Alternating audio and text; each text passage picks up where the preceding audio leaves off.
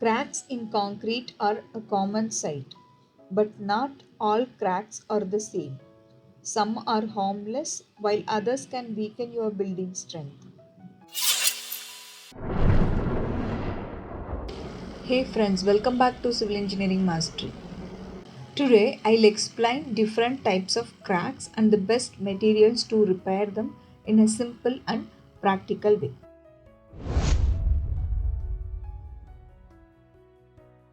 These hairline cracks are less than 1 mm wide, so thin they look like pencil lines.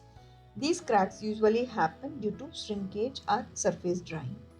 Do you know what is the best method to fix these cracks?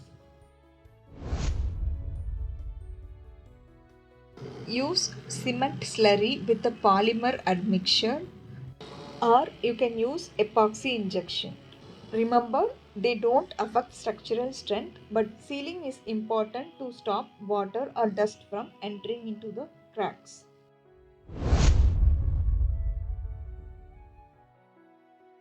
Next, we have small cracks around 1 to 5 mm wide. These are commonly seen in slabs, beams, and floors.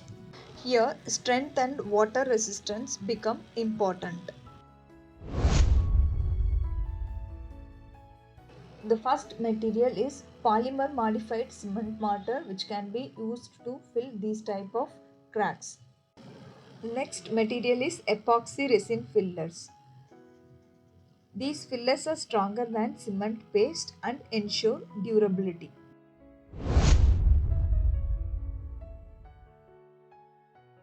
Now moving to medium cracks between 5 to 10 mm.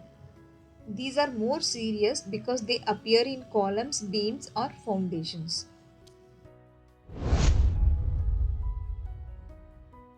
Low viscosity epoxy grouts can be used to fill these kind of medium cracks. We can also use non-shrink cementitious grouts. These grouts penetrate deep and restore the strength and stability of the structure.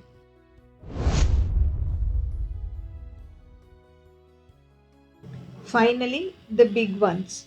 Larger cracks or even structural gaps wider than 10 mm. These are dangerous because they compromise the building safety.